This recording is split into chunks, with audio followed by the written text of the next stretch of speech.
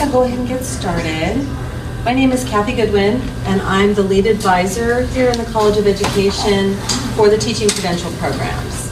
And so I would like to talk with you a little bit today about the credential programs here at Sac State, the different admission requirements, application process, and hopefully answer any questions that you have. Hopefully I'll answer them, but if I don't, feel free to speak up at the end and I'll try to get all your questions answered. So there's some important things I'd like you to know about Sac State's credential programs that you may already know. You may have already researched other programs in the area, but I'd like you to know a little bit about Sac State. The credential programs here at Sac State have a very rigorous curriculum. You will spend more time in the schools doing field work, doing student teaching. You have credential courses for different methods such as social science, English methods, math methods, and you will practice what you learn in your coursework out in the schools in the 2 to 3 semesters that you're in the credential programs.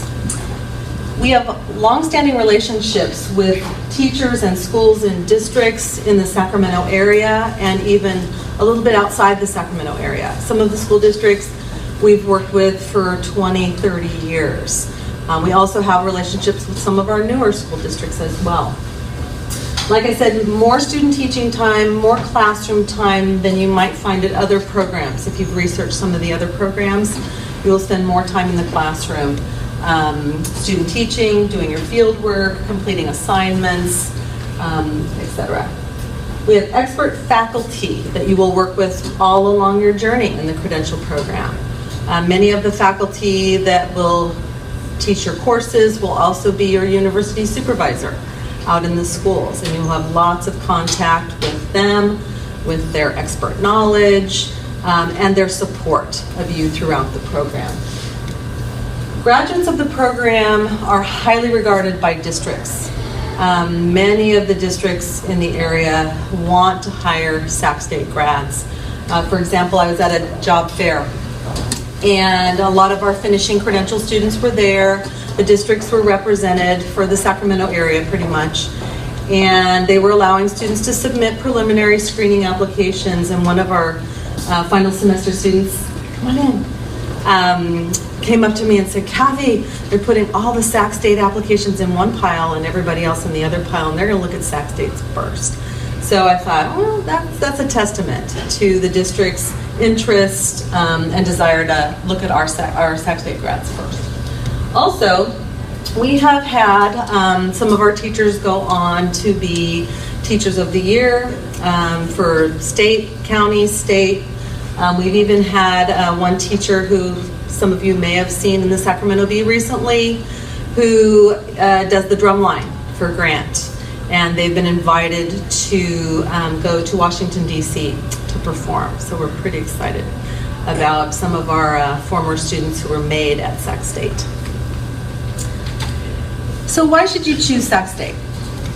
Well, like I said, the program, our graduates are highly regarded by the districts. They really like to hire Sac State students. They know that you will be well prepared to take on your first years of teaching when you've gone through our program. There are internships in some areas, primarily for special education. If you are eligible, if you qualify, you might be able to get an internship while you're in the special ed program. The length of time to complete our program, 2 semesters, 1 year. 3 semesters for many of our programs. Special ed might take a little bit longer, but for the multiple subject program, you can get done within 1 year to a year and a half. We use the cohort model primarily, where you will spend your program 2 semesters, 3 semesters, or beyond with the same cohort or the same group of colleagues, 25 to 30 students in a cohort, and you will go through that program together. They become your best friends when you're in the program. There is still financial aid available to you as a credential student. It may be that you only qualify for loans, but you may also qualify for scholarships here in the College of Education, grants. There is a Pell Grant for teachers that you might qualify for. So start looking into financial aid early if that's something that you're going to need to do. The cost of the program right now, January 2015, approximately $3,800 a semester for full-time. Full-time is taking more than 6 units, which our programs are more than 6 units. So we think cost of our program, along with the desire for districts to hire our students, is a very good value for you, and you will be well prepared. And then there's continuing professional opportunities and career opportunities. You may decide that you want to pursue other areas of education, so you might want to go on for a master's. Sac State College of Education does not offer a generic master's. The master's programs here are specific. So you may decide after a couple of years of teaching that you really would like to get into curriculum development. So you come back here and you do your master's in curriculum and instruction. Or maybe you really want to focus on literacy. So you would come back and do our master's program in language and literacy. Or maybe you decide you're up for more challenge and you'd like to become an administrator. So you'd like to be a principal.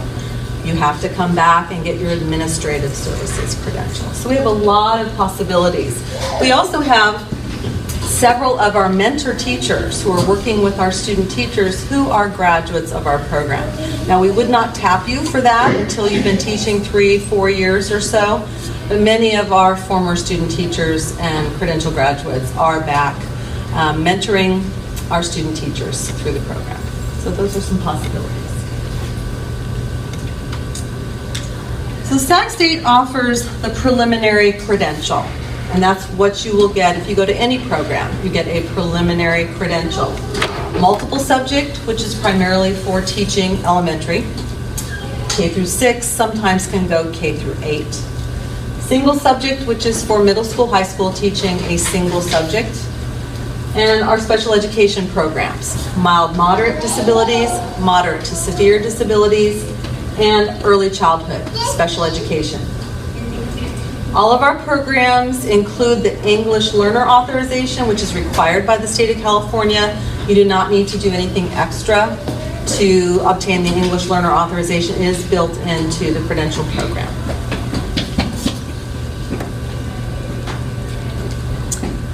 So becoming a public school teacher in California, you need to prove you know what you will teach, and that's called subject matter competency. So you need to be competent in the subject you plan to teach. If it's teaching elementary school, then you have to know all the different subjects that are taught at the elementary school level: math, science, English, social studies. That's called subject matter competency. And then you also have to prove you know how to teach, and that's where we come in, by putting you through our teacher preparation program. And there's other specific requirements, but we'll cover that in a little bit. So how do you meet subject matter competency if you want to get a multiple subject credential? Right now, the state of California requires that you pass a test called the CSET, California Subject Examination for Teachers in Multiple Subjects. There is no subject matter waiver program, pre-credential major program that will waive the test. Right now, the state says you must prove your subject matter knowledge by passing the CSET exam. The multiple subject CSET has 3 subtests. How many people have actually looked at the CSET, taken the CSET? Okay, so some of you have started that process. Good. The test covers the content, the subject areas that you're going to be teaching. As an elementary school teacher, even if you are special education, I will talk a little bit more about that, you will need to be able to prove subject matter competency. But for multiple subject, CSET is your only route. It covers, it has 3 subtests that cover English, social sciences, math and science, and then visual and performing arts, human development, and physical education. You need to take and pass all these tests prior to when admission decisions are made. When you apply to the program, we need to see that you've either taken and passed the tests or that you are in progress with completing those tests. Now, this is one of those areas that is somewhat complicated, so I want to make sure no one has a question about how you're going to meet subject matter competency. I looked at when you're signing up for it. It only lets you select one subject. What if you want to take more than one pages? You need to make sure that you are on the multiple subject test information. And so there is a test called multiple subjects. So you don't just go to the English and take the English or the math. No, that's for single subject. You want to find the CSET for multiple subjects. And then there's a choice of taking all three, which you can do on the same day. If you have the time, I would suggest that you take them on different days. So you have a little more time to prepare in between for each of the subtests. It does cost a little bit more to take the tests or the subtests separately, but you need to assess whether that's going to be the better option for you to increase your chances of passing. But you can take all three subtests at once. It is a 5-hour test. I have heard from other students that you get somewhat bleary-eyed. They don't let you have water bottles and all kinds of stuff. You've taken it? Yeah. So you need to assess whether that's what you would like to do or whether maybe you want to take the tests separately on different days. What is the deadline for? I have a question. What is the deadline for the CSETs, like for all the parts? It depends when you plan to apply. Well, for like the fall. For fall semesters, you must have all tests taken no later than early March. It takes about 2 to 4 weeks to get your test results, and we must have test results no later than early April. So what you will submit with your application, since applications are due by the end of February, you have to show us proof that you're registered. So you just print out that email they send you that shows the subtests and the dates you're taking them. That's what you'll include with your application packet. And then as soon as you get your test results, you print out your score report and you'll turn that in. And that's okay that that comes in after the deadline. Does that date that you just gave, the end of February with showing that you're signed up, does that apply to the single subject as well? Are you single subject? Yeah. You need to be next door. It's going to be this room. That's okay, 2:15. That's okay, you haven't missed a whole lot. But yes, it will be the same. All right. By early March, taking early April, giving us scores. Thank you. Okay. So you don't recommend taking one subset in April? Well, then you won't have your test results back by the time we make admission decisions. Admission decisions are going to be made probably starting early to mid-April. So you can't be taking tests in April. You need to be taking them early March at the latest in order to get your scores in on time. I don't know who was next. So we'll start here and we'll make our way. I've been through the program before, not here, but ago, but I didn't ever apply for my full credential. At that point, they took my MSAT test. Which is no longer valid. Okay, that's what I do. Right. Okay. You're now under the new CSET. Okay. So if you've taken them, I know I failed yet, but like, let's say you don't pass them the first time, so you would just want to see a retake date on that? Right, so if you're applying for a fall semester, Okay. you have to get your application in by the February 25th deadline. That's our deadline for this fall. If you don't pass, we still want to have your score report, and then if you have scheduled to retake any tests, you possibly could still retake. Hopefully it's only one subtest that you need to retake. But you have to wait 45 days from the date you take it the first time to when you can schedule the retake. It's 45 days. Right, so the problem is now it's just getting, like, I know for me, I've seen, like, I considered rescheduling the one I have for Tuesday, but then the dates are so far out now, I think. They're booking up. Failing and they're having to retake and then. That to get into credential program, I guess. You could still do that. I have seen students who have submitted almost passing scores and verification that they're rescheduled to retake a test in April and they'll have scores by May. What happens with that, potentially, faculty could decide to put you on a waiting list. The rest of your application looks really, really good, but we're just kind of waiting to see how you do on the tests. Or they could conditionally admit you, pending you passing all tests by summer, or they could deny. I mean, it just depends on how many applicants we have, how many others have passed everything. So it could go usually one of those three ways. So I would recommend if you do not pass a subtest, don't give up. turn in your scores, give us proof that you're retaking them, and we'll just let the process continue and see what happens. I'm currently attending here now. Do you guys have study sessions for those here? We don't right now. We unfortunately don't right now. Because this is just a little frustrating to us. Some of them just feel like it's knowledge we'll be learning in the credential program, not necessarily knowledge we'll know now. Well, it's supposed to be content, your subject content, not necessarily how you might teach that content, but what you know about, algebra, what you know about the sciences, rather than how you would teach that in the schools. There's just a little above. We could talk about it afterwards if you like. That'd be fine. Okay, I'm going around back there. So I was reading online and I was really confused. What's the difference between the CBEST and the CSET? CSET, and I'm going to talk about that. Okay. CSET is your subject matter. CBEST is the basic skills requirement. Okay, so you need both, basically. You need basic skills and you need subject matter. Okay. Yes. Is there someone back there? No. Okay. So we will move on to our special education programs, mild, moderate, and moderate severe. How do you meet subject matter competency? Well, it usually depends on what level of special ed you want to teach. So if you're interested in teaching special education at the elementary level, then we recommend you do the CSET for multiple subjects.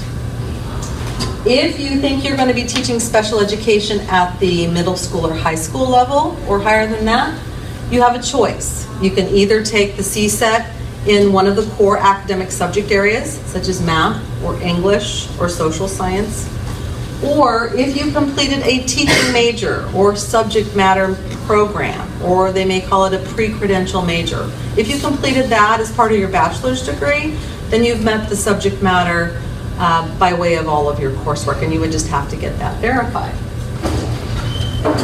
If you are looking to teach in early childhood special education, which is infants, toddlers, and preschoolers, the state does not require you meet subject matter competency because you will not be teaching that content. Any questions about the special ed? Yes. So let me clarify. You're saying if we have a bachelor's degree, and in my particular case, I already have my master's. So if I already have my master's, you're saying I don't need to do the CSET? No. I said if you had a subject matter program completed as part of your bachelor's degree, or it may have been called a teaching major or waiver program, then you may have met subject matter competency by way of your coursework, and you would need to get that evaluated. Okay, so if I... But just having a master's doesn't mean you've met subject matter competency. Okay, and I can get that verified through my unofficial transcript. So What campus? It was at California Baptist University in SoCal, and my bachelor's was in early childhood studies. Okay, so you're looking to see if you have, were you looking to teach special ed Yes. at the elementary level? I'm on the fence. Okay, if you're going for elementary, you have to do CSET. Okay. You don't have an option. So, if I get my bachelor's right now in early child development, pre-credential, and You are well prepared to take the CSET. well, you still have to take. There is no waiver, there is nothing that waives for the multiple subject credential. You have to do the multiple subject CSET.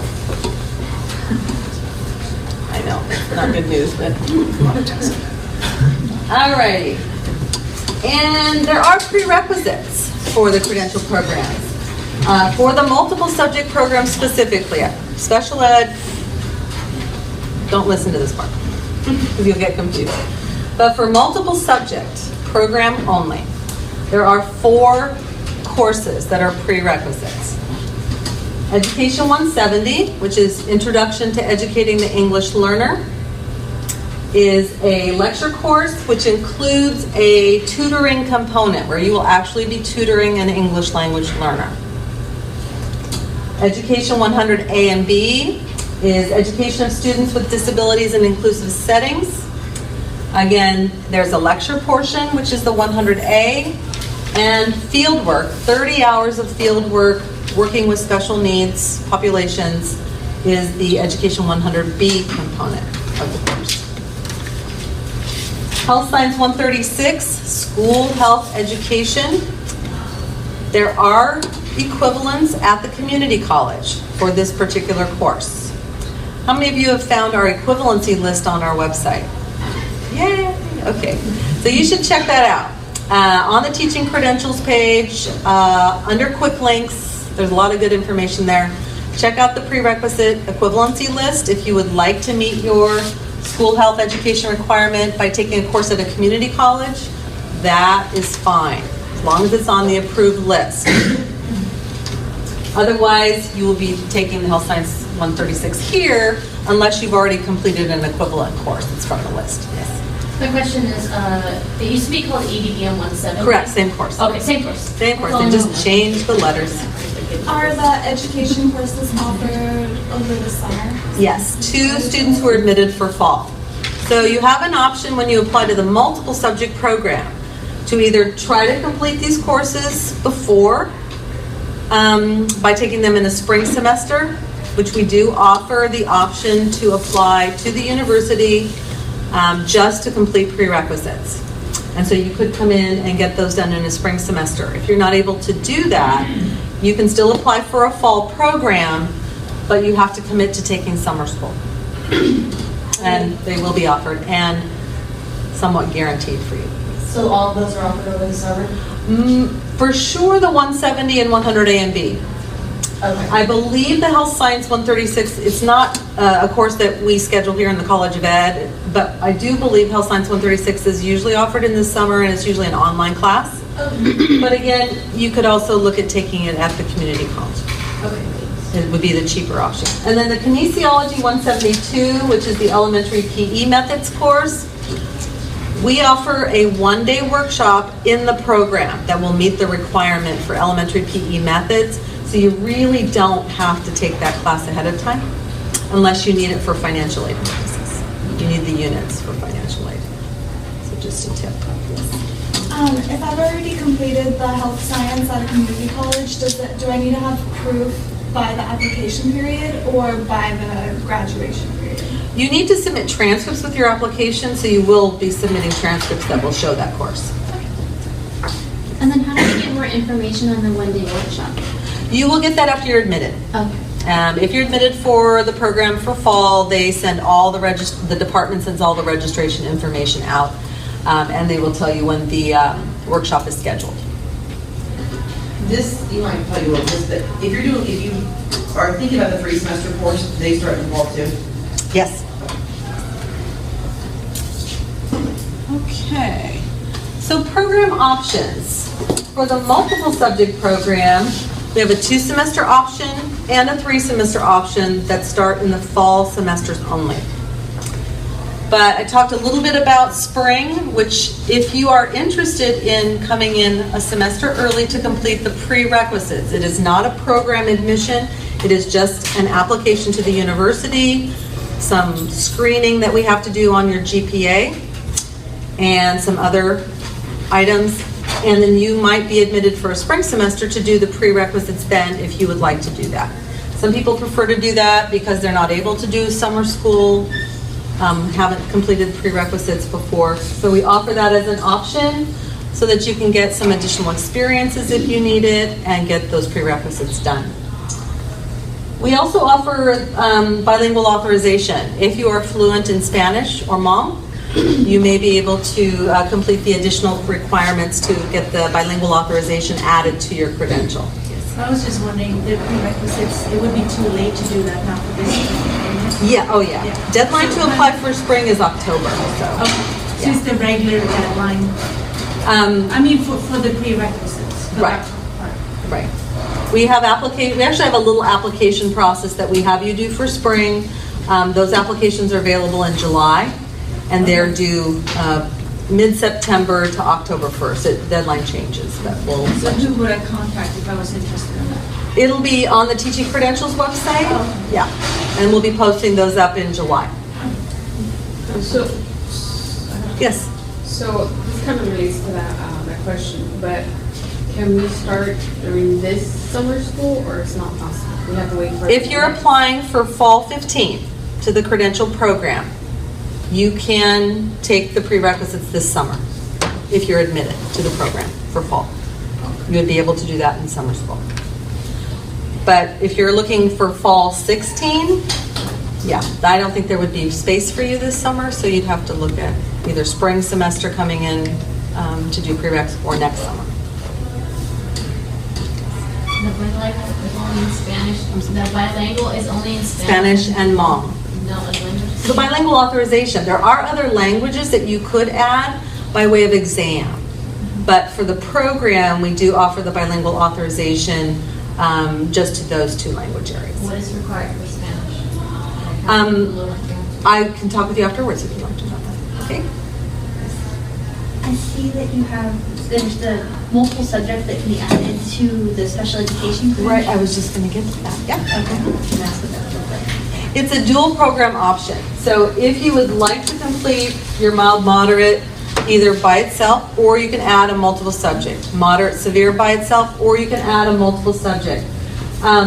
It requires at least an additional semester because you will also be completing a student teaching experience for the general education. And there are additional courses that are required to obtain the multiple subject credential. So usually folks that are doing what we call the dual program, it usually takes a longer, maybe 4 to 5 semesters to complete a dual option because you have that added semester. The early childhood special ed credential unfortunately does not have a dual option, and one of the main reasons, well, they haven't created the program, but it doesn't require you to meet subject matter, the CSET, so you can't add a multiple subject to that program. But to the mild, moderate, or moderate severe, you do have that option. And you just tell us on the application, when you do apply to the program, you just tell us yes or no. And then you can always change your mind. It's not too late to do that even after you're admitted. If you decide, oh, I really do want to add a multiple subject, you can still do it.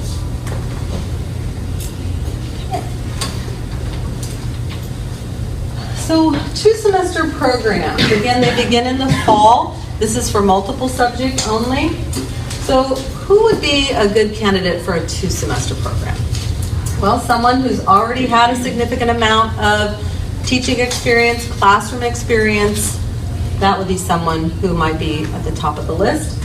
Someone who's already met the subject matter competency requirement, passed that CSET. Someone who's already met the basic skills requirement, passed the CBEST. You've completed your bachelor's degree, and you have all of those prerequisites completed. The program is full-time. It's a very accelerated 2 semesters, all day, every day, Monday through Friday. You are either out in the schools doing your field work, first semester, student teaching, second semester, and then you're back on campus, afternoons, early evenings to complete your credential courses. Then you must also spend evenings and weekends completing your course assignments, your lesson planning. So it is a very full-time program. We don't recommend that you work if at all possible. I don't know when you would find the time to do it in a 2-semester program. So that's why we also offer a 3-semester option. A little less full-time. It is still full-time in units, but it's not the all-day, everyday kind of schedule that you would have in a 2-semester program. You still would be attending most days, but there are pockets of time throughout your days where you do have more breaks. If you, again, have your bachelor's degree completed, maybe you still don't have all your prerequisites done. You need maybe 1 more prerequisite, maybe you need 2. A 3-semester program might be a better option, especially if you cannot do summer school and you're not going to start early in the spring semester with your prereqs. You've got all your tests done, and maybe you've passed them all, or maybe 1 subtest you haven't quite passed. There's still a possibility for a conditional admission into a 3-semester program that way. If you're interested in getting more experience, maybe you have the requisite 45 hours or so, but you don't feel you have enough experience to hit the ground running in a 2-semester program. So maybe the 3-semester would be a better option. Or if you do need to work, it is doable in a 3-semester program, but your hours have to be super flexible. You need to basically work your job around the program. And I do know a lot of students who do that, have some kind of part-time job that will not be your primary focus, because the program will still take up a good portion of your time. When you're doing the 3 semesters, the fall, spring, you know, take a summer off and then come back and fall in the fall. Correct. Fall, spring, fall. Okay. So any questions about 2-semester programs, 3-semester programs for the multiple subject only? I have a question about the credential prereqs. I was told of the 30 hours special needs observation that you could do 15 previous volunteer hours. Usually you work with your 100A instructor to determine if any of the hours you've previously completed, because some people already work in special ed settings, and I do believe they will count some of those hours if you can verify them. So you would work with your instructor for the 100A to get those verified, and hopefully you won't have as many to do. For the hours that you have to complete to go into the program, can those be, when you submit your application, can you include the hours you'll be working, like this semester, if I'm doing like 100 or if I'm doing 124? I would definitely want you to include those on your application. Any experiences, volunteer or paid, working with the population you hope to teach or close. It can be field work, it can be an internship, it could be your job. Any of that. Any of that, definitely. So I have my bachelor's from here already. So all of the classes that I took towards my liberal studies degree, I can use All those the as field my, work. because it's well over 45 hours a day. Oh, yeah. Any of the field work for your class. Keep in mind you want to have recent experiences as well. So if you graduated 3, 4, 5 years ago, you can still include all of that, but you want to also have recent experiences that you're going to put on your application. Now, do we also, do we need the actual logs of the hours? No. Or just, There will be a format in the application instructions that tells you how to list out your experiences. So you don't submit a resume, you don't need to have all of your supervisors sign some piece of paper. You will need to just complete the format that we give you for those experiences. does working with, if you're going for a multiple subject credential, would working in a daycare, would those hours be something worth counting? I would say any experience working with kids. Okay. Any experience, but hopefully a good majority of your experiences are with the age group you want to Right. teach, or special ed populations if that's what you want to teach. But include all of it. You know, even if you've worked with middle school, high school kids, you know, if you've done other kinds of things outside of that age group, that's okay. But faculty will really want to see, have you also had, you know, a good portion of your experience with the age group or population that you want to teach. And then our education specialist is the credential. It's our special education programs. Now these programs, I will tell you, special ed programs begin fall semesters primarily. We can start special ed programs in a spring semester, a full program, if we have enough qualified applicants. So that can happen, but we must have enough applicants to start a cohort in a spring. Otherwise, most likely programs will be starting in a fall semester. Mild, moderate, severe, like I said, can include a multiple subject, which would make it a dual program option if you would like to do that. Most of the programs can be completed 3, probably more like 4 semesters if you can go full time. And then if you want to add the multiple subject to the mild, moderate, or moderate, severe, it would be an additional semester. But the nice thing about our special ed programs is we also have the ability for you to go part-time if you need to. A lot of the students in our programs already work in special ed settings, or they're on internships, and so can't really do a full-time program. We don't want to take you away from those jobs because special education is such a high-need area. We don't want the districts to have to scramble to replace you. So we offer part-time options. We offer courses that are primarily 4 o'clock or later, so it's after a public school day. And we even have some classes, not that many, but some classes that are online or offered in a hybrid format. And like I said before, the internship possibilities for special ed, if you qualify, you may want to consider that if that's offered to you. What do you mean by that, the internship option? I'm sorry. It's a paid, you would be hired by a district to teach special ed. while you go through the program. Usually it's your final semester when you're doing your mild to moderate or moderate severe or your early childhood student teaching semester. And that's a possibility if a district approaches you for a job or you do find a job that might work. You will have to work with your faculty advisor to make sure that it's approved for you to do an internship. And then there's actual paperwork where you would apply for that intern credential so that you would be authorized to teach in that. So it's not something you apply for right away, right? No. And you won't be eligible actually for an internship until you've actually been in the program and met other course requirements as well. So it is something you could talk with your faculty advisor about once you're in the program if you want to consider internships. And then can you elaborate a little bit on the difference, like what the pro would be to mild and moderate versus severe? Because like right now, I already work in a special ed environment, so I don't know what would be best based on my environment. You know, like which Well, one? it's really your personal, what you enjoy working with. Whether you want to work with students who have mild to moderate disabilities, or if you really want to work with those students that have moderate to severe disabilities.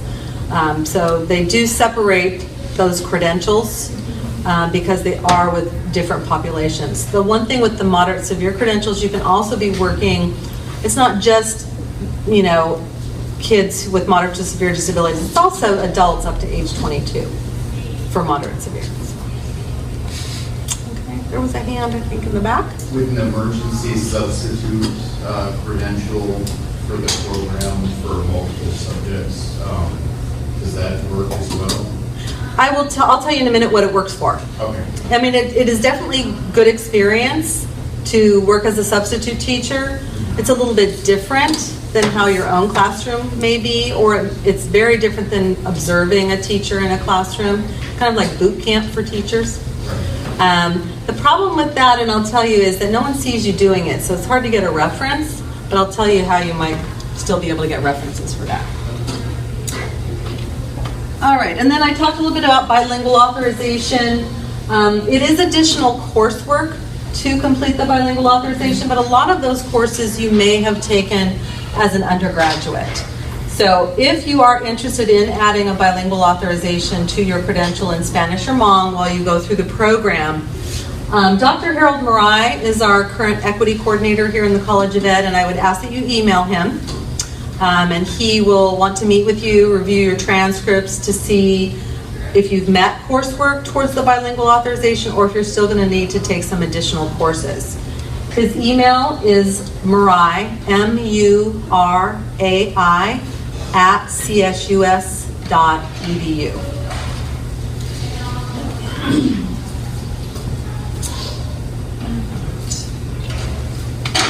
So let's talk a little bit about the application and the admission process. So there are 2 applications that you will need to submit when you're ready to apply for the program. You will submit a supplemental application for the teaching credential program. And then you will also be submitting the graduate school application to the university via CSU Mentor. And these instructions, if you download our application, there will be specific instructions for all of this information. So I don't want you to feverishly be trying to write all this down. But just remember 2 applications that you will be submitting if you're going to be applying to a program here at Sac State. The graduate school application does have an application fee of $55 currently. The supplemental application to the teaching credential program currently has no fee.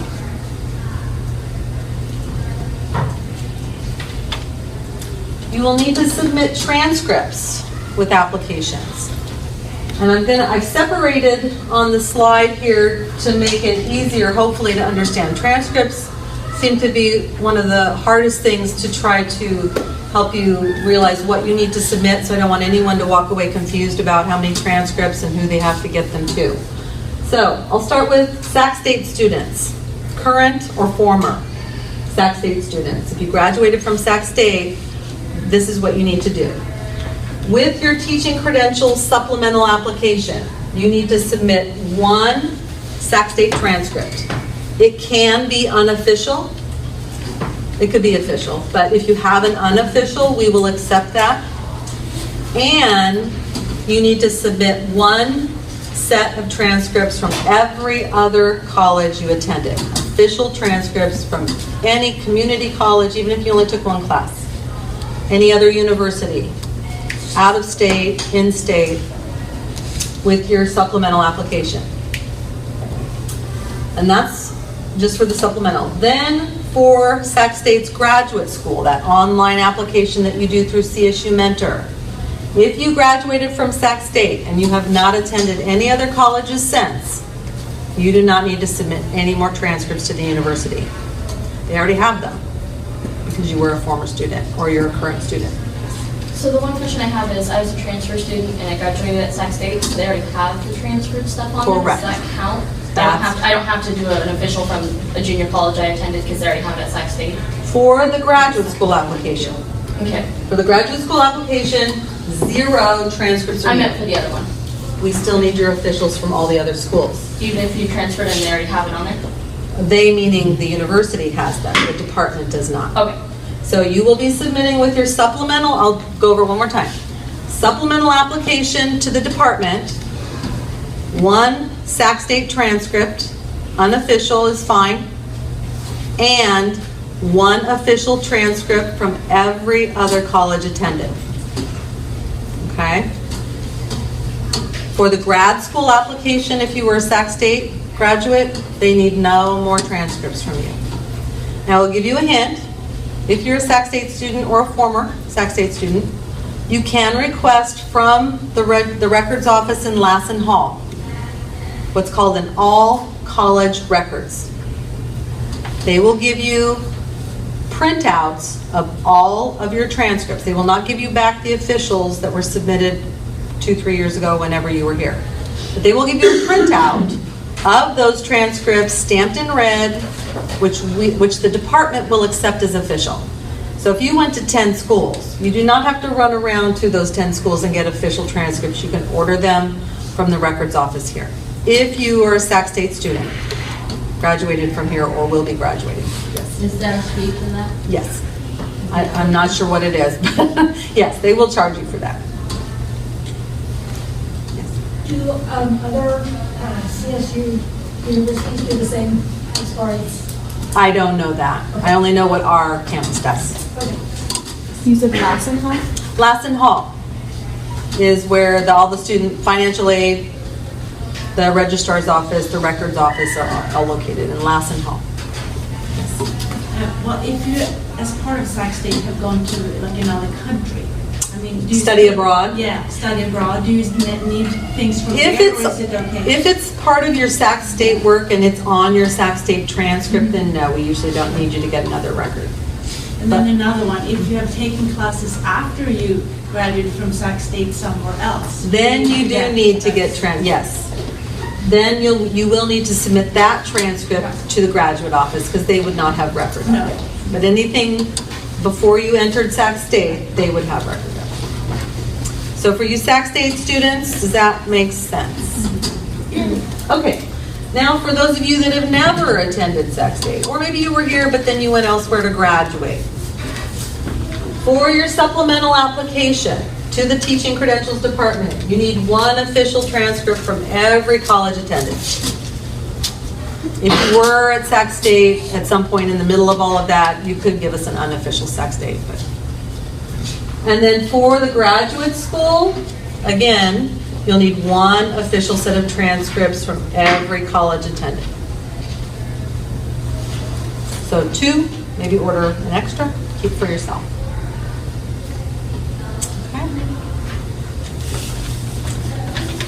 All right, let's go over all the admission requirements. Now, I need to preface this by saying meeting the basic admission requirements does not guarantee admission. Okay? So at minimum, you need to have a bachelor's degree. It's okay to still apply to the program by February if you're in progress with your last semester or your last quarter or 2, as long as you will graduate by the end of summer, before the fall semester, then you can still apply. But we will have to have verification of that bachelor's degree once it's completed. You need to meet subject matter competency, which we talked about. CSET for most of you. Passing that multiple subject CSET. You need to meet the basic skills requirement, which most people do the CBEST exam. Basic reading, basic writing, basic math. The CBEST is valid forever. So once you take it and pass it, you never have to take it again. The CSET is only valid for 5 years from the date you pass. So keep in mind, you must get in and out and be eligible for a credential and actually apply for that credential before your CSET scores expire. That usually doesn't affect anyone except special ed folks who decide to go part-time, and it takes longer. So just keep that in mind. So you don't want to have to retake that CSET. Writing proficiency. Everyone must meet writing proficiency. If you take and pass CBEST, you got it. I know it said that most of the CBEST, it's fine, but it says something about the WPJ, if you pass that. Right. If for some reason maybe you haven't passed the CBEST by the time you apply to the program or by the time we're screening the applications, but you have met the GWAR for the CSUs, the graduation writing requirement, then we can check off the box that says you've met writing proficiency because you've met the GWAR. GWAR is a CSU writing requirement. But you still will not have met basic skills until you've passed all of the CBEST. So you don't have to submit that if you already passed CBEST? You don't have to submit your GWAR information if you've already passed CBEST. Correct. Just give us your CBEST. Okay. You need to have a minimum GPA, 2.67 overall, or if you have a 2.75 or higher in your last 60 semester or 90 quarter units. What we usually do is we look to see what your overall GPA is. If it meets the 2.67, you're fine. If it doesn't, then we will compute your last 60 or 90 and see if you can meet the 2.75. Yes? Does that include like the last 60 units of just your undergraduate, or like if I've been taking college, like community classes? It would be your last 60. So even if you had post-baccalaureate work, that's where we would start, count back. Okay. You need to have experience, minimum, bare minimum, 45 hours, working with the age group or population that you hope to teach. You really should be closer to 100 if you can, to be competitive, especially if you're looking at a 2-semester program. You want to have closer to 100 hours or more of experience working with the age group. If you are subbing, like you said, that can count experience-wise, but the hard part with subbing is getting references, because we ask that you get one reference from someone who's seen you working with kids, and then the other reference is academic, a current or former professor who can attest to your academic ability, you as a student. So if you are subbing and you want to try to use that experience for references, I would suggest, if you're subbing regularly at a particular school, get to know the principal, get to know the vice principal, and ask them at some point to maybe come observe you a few times if you're going to ask them to do the reference. Yes? So if I taught overseas, can I get a reference from like a head teacher? How long ago was that? 2 years. I was overseas for 7 years.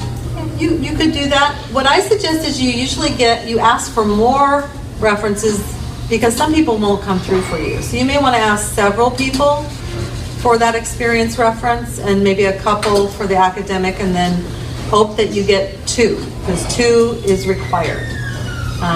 So you could do that. So last year, in fall of 2013, I finished up my bachelor's, and I did do the fieldwork class of 100 A and B. And besides doing that, I stayed in the class for the rest of the year, volunteering my time, special ed. And she wrote me a letter of recommendation. That'll work. Letters of recommendation do not work. Okay. But they can be included with the reference. Now, the reference is an actual form. Okay. And it's part of the application packet that you're Okay, going to so I just take that back to her and she'll fill it out for me then. And what it is, it's confidential. So the references you will not see. Your reference writer will do the reference. They can attach a letter of recommendation to the reference after they complete it. They put it in a sealed envelope, seal it, and sign across the seal. So you will not see it. Now, it's okay if she would like to give you the same letter of recommendation she's already given you, but it's going to be in that sealed envelope, so you won't know. Okay. But they must complete the reference form at minimum. If you've been out of school for a while and you haven't been near college professors for a while, it still has to be a college professor from a long time ago. How does that work? I will tell you, faculty like to see the academic reference. If you're having difficulty getting that academic reference, then you could submit a second experience-related reference. Okay.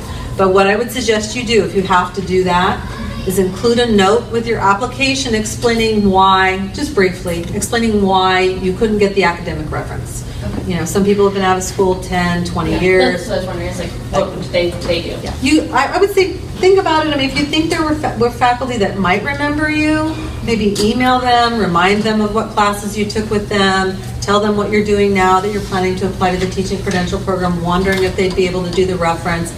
You know, scan and email that reference along with your email and see what happens.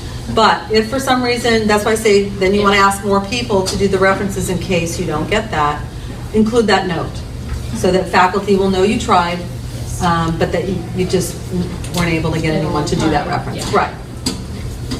Two questions. So this is the form? This is the form? Yes. And they don't have to write a letter of recommendation? They do not have to write, but you'll notice on the second page there's a place for them to make comments. I would encourage them to do that, and it's easier to just type a letter and attach it. And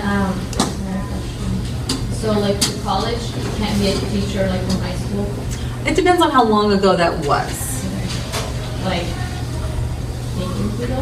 That might be a little old. So it's college? I would say college, you know, even if it's after you graduate with your bachelor's, you're now back at the community college taking some classes. It does not have to be an education course. It doesn't have to be. It's more that the faculty want to see how you were as a student. How did you do academically? What's the opinion of one of your faculty? It could be an advisor also who knows you academically. So if they're filling out that form, they put it in the envelope and they send it in, or they sign across it and they give it back to They you? give it. We would like that they give it back to you, because you're going to include it with your packet of all of this documentation that you're going to be submitting. But let me make it easy on your person that you're asking to do the references. Give them the reference form. Give them an envelope already pre-addressed, already stamped. You will increase your odds of getting that back if you do all the work for them. And just tell them when they're done, they just need to put it in the envelope, seal it, and sign it.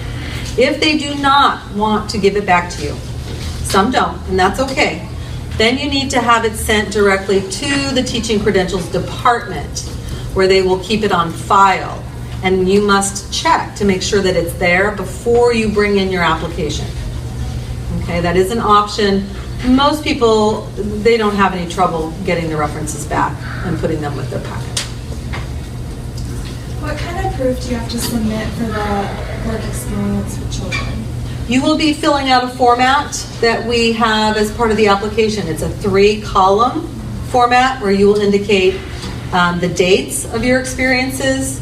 You will be describing what you did, what was the age group. Be sure to make sure your experiences include diversity. Faculty really want to see that you've worked with diverse populations, not only special education, possibly, but that you've worked with culturally, linguistically, socioeconomically diverse populations as well. So make sure when you describe your experiences, you're not only saying what age group, what school you worked at, what you did, but maybe give us a little information about the demographic of that group that you worked with. And then the last column is where you tell us approximately how many hours a week you were working in that experience. So we have this format as part of the instructions, so you'll copy it onto Word, make it pretty if you want to. Also relating to the hours, they're saying purely hypothetically, someone just started the job. And so the application deadline is February 25th. My experience working with children is I'm obliged to continue past that point. Is it worth making a note that this is not the end of my experience, it goes on after? And the way you note that, you just started this month? Yeah, I did. Okay, so you'll say January 2015 to current, or to present. Okay. And that just means it's continuing. But it's not going, okay.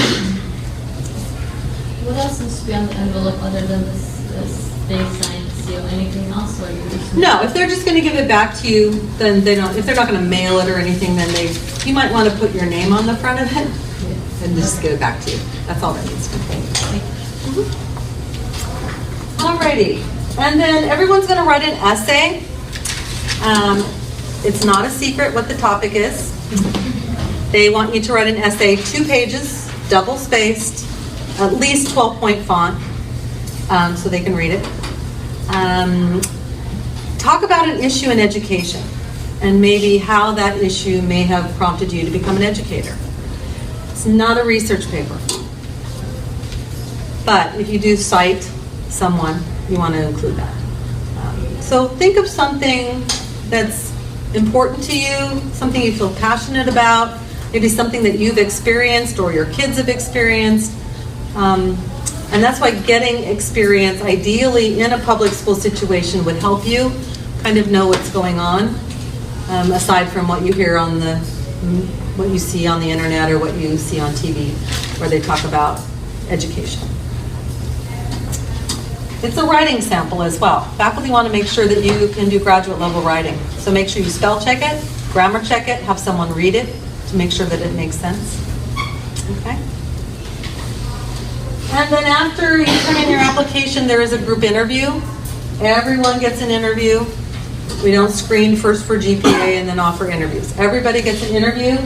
But a group interview, some of you may have not have experienced, where there will be 2 faculty and 4 to 5 of you in a setting. And it's not meant to be anything tricky. And they're not going to ask you Piaget's theory of whatever. It's just to find out a little bit more about you than what's on paper, to get to meet you, to see how you interact in a group. You get to, elaborate on your experiences working with kids, what you know about public school education, what kind of experience do you have working in diverse settings, things like that. Lasts about an hour, but it is a professional interview. I cannot stress that enough. It's like a job interview, so you want to make sure you dress the part, do not wear shorts, ripped jeans, tank tops. I've seen it. I've seen it all. So take it seriously. It is a job interview. Okay? Yes? So you're saying, what if they don't really look at if you've completed all the requirements, or everybody gets called in for an interview? It's part of the screening process. So we spend March and April screening, interviewing, making decisions. So it takes us that long to compute GPAs, to verify your subject matter, to interview you. So it's just all part of the process. Even if you don't have everything, if you end up having to retake tests, you still get the interview because it's part of the process. And then the certificate of clearance, which is actually part of your application packet, is a Department of Justice and FBI background check. And it is done for the California Commission on Teacher Credentialing.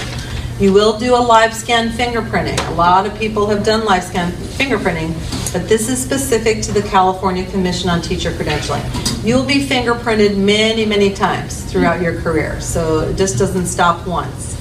If you hold an emergency permit for substitute teaching, you have done the same process.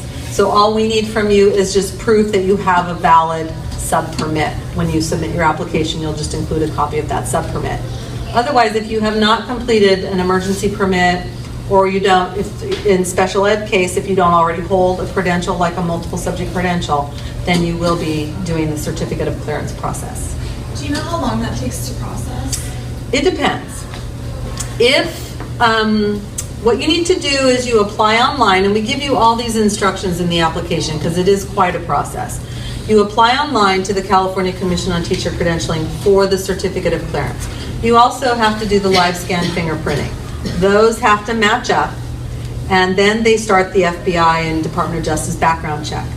If there's nothing on your record other than a speeding ticket or a parking ticket, you will clear within a month. But if there's anything else, then you have to declare yes to either a misdemeanor or a felony, criminal conviction, arrest, criminal conviction. It doesn't mean you won't clear necessarily. It depends on what the issue is. But it will take a lot longer for you to clear.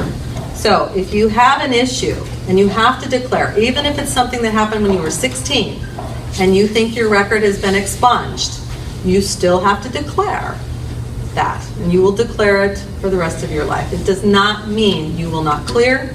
It does not mean you can't get a credential. It just depends on what it is. Usually what I see, DUIs. I learned a new term called wet and reckless. I had never heard that before.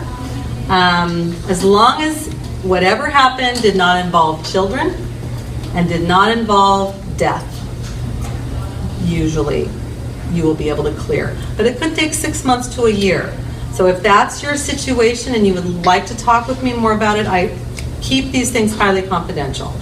But you will probably want to start the process earlier than most, so that you must be clear by the time you start the program. The program starts in late August. So you must be cleared by then. You just have to get the process started by the application deadline. Where do you go to get the fingerprinting? Did you know about the amount of the cost? Live scan fingerprinting is done at a lot of places. You don't have to go to a police department necessarily anymore. If you're a Sac State student, they do it here on campus. UPS stores do live scan fingerprinting. But everybody charges something different. So wherever you go, you just want to, generally I've seen it between like $50 and $70. It's quite a range. So check that out before you go. The actual certificate of clearance application that you do online to the commission is going to cost $35 for the application plus $2.50, I believe, processing. I've seen. So all in all, it's close to $100 to do that. So we just submit like we're in the progress of getting cleared. So what you submit with your application, if you don't already hold a certificate of clearance, if you do, you can just give us proof that you have a valid clearance. If you hold an emergency permit for substitute teaching, you need to print out proof that you hold that emergency and when it expires, because you have to have a valid document. The emergency permit you renew every year. The certificate of clearance, if you have one, is valid for 5 years, as long as you don't do anything within that 5 years. If you don't have anything like that and you just started the process, then what you're going to submit with your application is proof that you paid that $37.50 online, and there is a payment receipt page that you'll print out, and you'll give us a copy of your completed live scan form, where they sign it off in the bottom after they do your live scan fingerprints. Those two things you'll submit with your application, so we know that you've started the process. Okay, so I've never done any of this before. So it's two separate things then? So it's like you go online and you have to submit that online and they send it back to you? Is that what that is? Or how is it? The online application for the certificate of clearance and the live scan is what's needed to start processing your background check. Okay, so Once you have to get the live scan before you apply? It doesn't matter which order, but nothing happens until they match up. Okay. So you have to do both. And once they match up, it takes about a month if there's nothing on your record. You will then receive an email from the California Commission on Teacher Credentialing saying, congratulations, your clearance has been issued, and it'll have the date. Okay? Is the live scan form immediate, or does that take about processing? That's what, the live scan is your fingerprinting, and that's the part that matches up with your application so they can start the background check. Wow. Do you get some sort of certificate once it's, because I've done I did the fingerprinting and all that. It's not like something you would frame. It's a clearance is basically what it is. And it will say it's issued from this date to this date, 5 years. So you can print out a nice little certificate if you want to. No, I thought we were waiting for something in the mail. You will get an email that says your clearance has been issued. If you already have the live scan, if you already have the live scan done, can you submit that as, I mean, I think it was like a year ago. Are those still valid for the? If you did it for the California Commission on Teacher Credentialing, because some live scans are for the Department of Social Services, some are just for school districts, those would not work. Okay. You need to do the live scan for the commission. So let me just say, this is a very complicated process. In the application for the teaching credential program, that supplemental application, there are about 4 pages of instructions for everything I've talked about.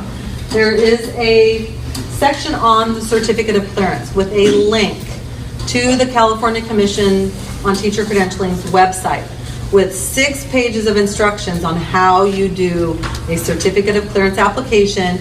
There's a link to get the live scan form that will already have their name on it, the Commission on Teacher Credentialing. So just go into that link and follow all the instructions and you should be just fine. It is a process, and I know you'll look at all of this and you'll just go, oh my gosh, where do I start? Take it in chunks, take it in parts, and you'll get through it just fine. Is it possible to apply, I know the online application for the certificate of clearance, can the live scan be done in another state? No. If you're out of state, you would have to do, since you're here, I would do it now. Start it now. I leave tomorrow morning. Oh, well, Maybe tonight. Got tonight.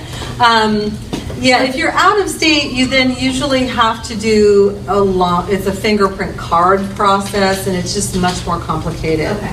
So if it's all possible, try to download that information tonight. You could get the live scan, just go get the live scan done. That was my. Then you can do the online application from wherever you are. Perfect. But just get the live scan done while you're here. Yeah. Yes. I have a permit for child development. Oh, yes, that's one I forgot. Does that work? The Child Development Associate Permit, yes. That also is the same process. As long as it's still valid, and it will be valid throughout your program, just print out verification that you hold that. Perfect. Perfect. Thank you for asking that question. Okay, so that's kind of a quick, brief, little nutshell of admission requirements. So applications, when are they available? When are they due? So if you are applying to start a program in a fall semester, which is when most of our programs start, applications are usually available in October. And they are due by mid-February. And that's your supplemental teaching credential program application, that's your online CSU mentor application for grad school. Everything, all your documentation, all your transcripts, everything due. And these dates are subject to change. So this time around, the deadline is February 25th. It could be different next year. So you always want to make sure you're looking at the most current application for deadlines. And then for spring starts, for those of you that are interested in coming in and applying for prerequisites in a spring semester, or if you would like to see about special education for a spring semester. And like I said, that's always conditional on whether we have enough qualified applicants. Applications are available in July and due usually by mid-September. Just keep that in mind. The website, www, which hopefully all of you have been to because you found this information session, .csus.edu/COE for College of Ed. Go to the How to Apply section to the Teaching Credentials page. All the information is there. Or if you're confused, lost, have questions, please call. I've got 2 phone numbers, 916-278-6639 or 278-6403.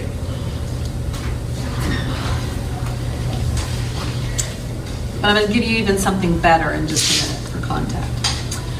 So we talked a little bit about scholarships and grants, and I'm just going to give you the website so that you can start exploring that, because you don't want to wait till the last minute and then try to figure out how you're going to pay for the credential program. Financial aid processes start early, just like our application process is early. So on the College of Ed website, you can go to 2 different links for information: financing your study and scholarships and grants. I would recommend you start that process now to take a look at what the process is. If you did financial aid as an undergrad, you had to file that FAFSA, the free fed. You're going to do the same thing for credential program. I'll give you a tip, but you're no longer an undergraduate. When you apply for the credential program on that FAFSA, you are a 5th year undergrad. Just check that box. I know it makes no sense, but just check the box. And then again, if you have other questions about credentials, please call those 2 phone numbers that I gave you, or even better, email me. goodwink@csus.edu. Because I know that you'll probably leave here and there'll be a question you forgot to ask. So please email me. I'm pretty good about getting back to emails, although I will tell you we're gearing up to start our next semester here in about a week. So if I don't get back to you for a couple of days, I will get back to you. But I'm going to open it up for some questions, and hopefully I will have answered all your questions. But if not, you've got my email. Are there any other questions? Yes.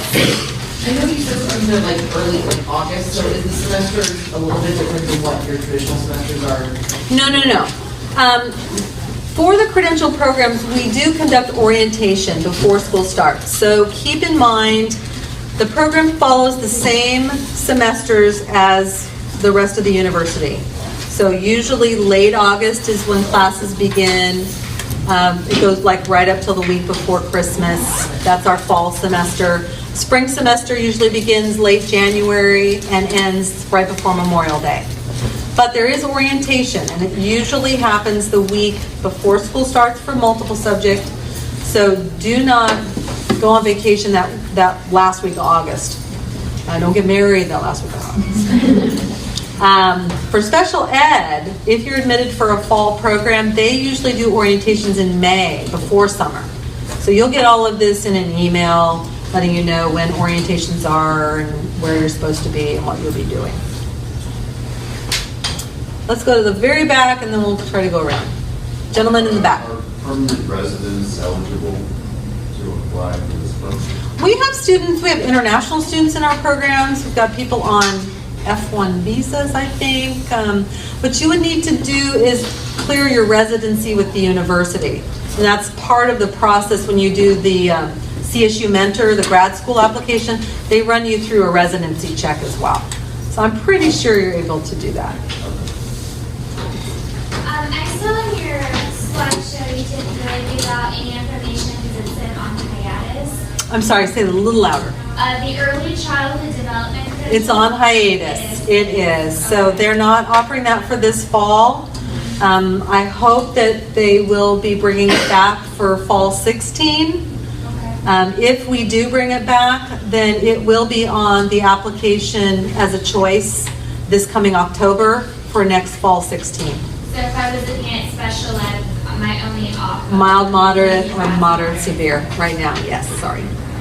And then also, who would I talk to if I was looking at seeing if any of my master's classes would transition and qualify for the credential classes? Because when I took my master's program, a lot of my classes were actual credential. They were part of a credential program. The way we work that is with your application to the teaching credentials, the supplemental, you need to include your course syllabi for each of the courses you want evaluated.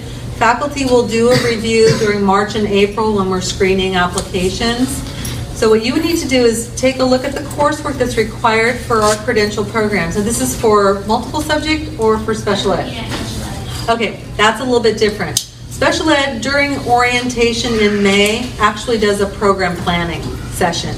So you will bring your course syllabi to orientation, and then they will review for any course equivalencies or substitutes. So there's no way to kind of give me an idea of how much?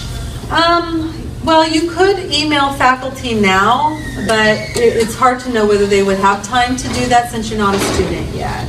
But if you want to come up after, I can give you a couple of names of faculty you could email and see if they're able to take a look at that. They may know off the top of their head if it's a school, and you said California Baptist, right? They may not know that school, but they might be willing to look at your syllabus early. So. Yeah, there are CTC groups programs. Okay. And they're very, I think it's a possibility, so I can give you a couple names. Yes. You said that even if you meet basic qualifications, it doesn't necessarily mean that you get accepted to the program. There's not a guarantee, So correct. what's the percentage, or how do you? Because we usually have more applicants than we have space. That's why just meeting minimum requirements doesn't guarantee you a spot. But typically, I would say 85 to 90% of the students who apply, we have a spot for in multiple subject programs. Usually, people don't get in a program because they don't pass any tests, or they don't really have enough experience, or they don't pass the interview process. Those are usually reasons why people don't get in. If you meet all of the requirements, most likely, I can't guarantee it, but most likely we'll have a spot for you. In special education, if you can meet those requirements, we have a spot for you. Special ed is such a high need area that if you can meet those requirements, they will have a spot for you. Even minimally, they will have a spot. Okay? What is the benefit of doing the dual program? I'm mainly interested in special education, but having multiple subjects. It gives you options. It gives you options. It gives you the opportunity to think about teaching general ed or teaching special ed. So it's just makes you more marketable, I think. I'm sorry. It's okay, go ahead. Is it possible to get into one program but not be to get into the special education credential program but not into the dual program? No. You can go ahead and just indicate that you're interested in special education, and then maybe during your first semester, you talk with your faculty advisor and say, oh, I would really like to pursue the multiple subject too. You can add it then at that point. Yeah, so you don't have to know at application time when you're filling out the first page and checking the boxes. You don't have to know that you want to add it then. You could wait and maybe get more information, talk with your faculty advisor, especially at orientation, and then maybe make a decision to add it then. That's fine. Yes. So for the special education applicants, I just wanted to clarify, it looked like the course prereqs did not apply to special education. Correct. Just for standard subjects. Just for the multiple subject. But if you do plan to get the dual credential, you will have to take those courses eventually. But you will take them in the program. You don't have to take them beforehand. Okay. I mean, if you wanted to, you could, but you don't have to if you're going to special ed. Yes? How much of an input, or if any at all, do you have in your placement you want to teach? Where you're going to be? Yeah. Usually for multiple subject, we do have an elementary placement coordinator. And she usually surveys the students who've been admitted. She likes to know where you live. She may even want to know, where do you see yourself teaching? Do you like the primary grades? Do you like intermediate grades? There's no guarantee that she can get you the exact placement you want. But if you live in Elk Grove, she's not going to place you in Roseville. So she will take into consideration where you live, what you're interested in, and try to make the best placement. We don't use every single school in every single district in this area. We only use certain schools. So she will do her best to find a good match for you. So you do have that input into the placement. And they don't even care if there's a particular teacher or anything like that? They will not place you with anyone you know. So if someone's requested you, probably not going to happen. Because it's supposed to be an objective placement. So, yeah, that usually doesn't happen. Do you have any recommendations for how to prepare for the CBEST? CBEST of the two tests is the easier one. Okay, the harder one then. The CSAT. Okay. So I can say everybody here should be able to pass the CBEST right now. Okay. CSAT, some of you that maybe have taken it, chime in here too. You can Google CSAT, go to Amazon.com, type in CSAT. There's lots of study guides. If you go to the testing website itself, under Prepare, under that little thing Prepare, look at that for what they recommend from the testing agency. There's a full 5-hour practice test on the CSAT website. that you could take and kind of get an idea. What trips a lot of people up is not necessarily your knowledge of the content, it's just test anxiety about taking standardized tests. So take that practice test, get comfortable with it. Like I said, you may or may not want to take it all at once. It's 5 hours, and I've heard people just, ugh. So if you can afford it and can do it, maybe space, if you have time to space it out. Not everybody has time. If you're trying to meet the February 25th deadline, you may not have time at this point to space out those tests. You may have no choice but to take them all at once. But if you're looking for a future semester to apply to our program, you've got time. Just keep in mind that 5-year validity thing. You don't want to take it too early and then your scores end up expiring before you're done. Okay. Price-wise, it's only $50 difference. It's $247 to take them all together, and then they're $99 each if you take them. $99 each. Did you hear that? $99 each to take them separate. Yeah. So that may be worth it to you, so that you have time to just focus on subtest 1, study for it, and take it, then focus on subtest 2, study for it, and take it. Either way, we just need to see test scores by early April or so. Is it like CBEST when they have only specific dates where you can take the CSET? Because like I'm gonna drive an hour just to take the CBEST, Yes. like because I wanted to buy some time to myself, and they only have it like in Auburn. So Well, at this late date, correct. If you're trying to schedule something soon, you may have to drive farther to take the test sooner. The test. It's offered Monday through Saturday, the multiple subject CSET, because it is a computer-based test, but it's only offered at certain sites now that it's computer-based. It used to be offered everywhere, schools, high schools, we offered it here on campus. But now it's computer-based and you have to go to a testing center. So depending on when you want to schedule it may determine how far you have to drive. And at this point, I think I heard that a lot of the test dates are full. It's like, I know the most ones like March, I think, is when I could get. Before you could take. If I wanted to schedule, but you can do, even if you schedule them separately, you can schedule them separately on the same day. And what's really nice is I thought you'd go in and have to like sit in a group, have to listen to the instructions, like while they give them all. It's basically you're going in, they're putting you in there, you go over the instructions, and then you're leaving when you're done. So, once you've taken one, it's kind of easier because you don't really have to go through. You can skip this 15-minute, orientation on the computer because you really know what you're doing. So that's kind of easy. Great, thank you. Yes, thank you.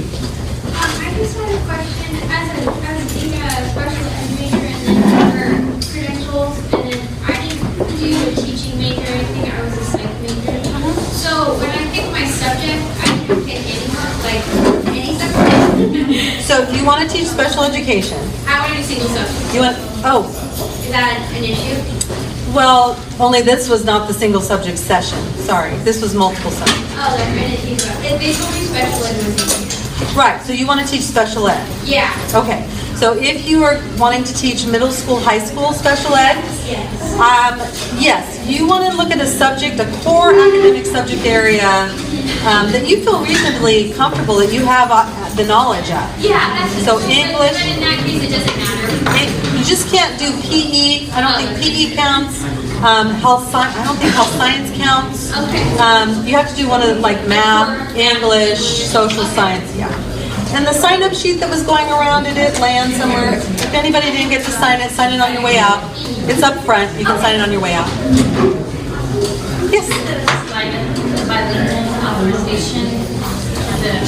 Sure. Let me just see if there's any other big questions that maybe you all want to come up. I'm going to stop the videotape so that we don't get everybody's backs. And if you have any other questions, please email me. I'd be happy. Thank you for coming. Have a great weekend.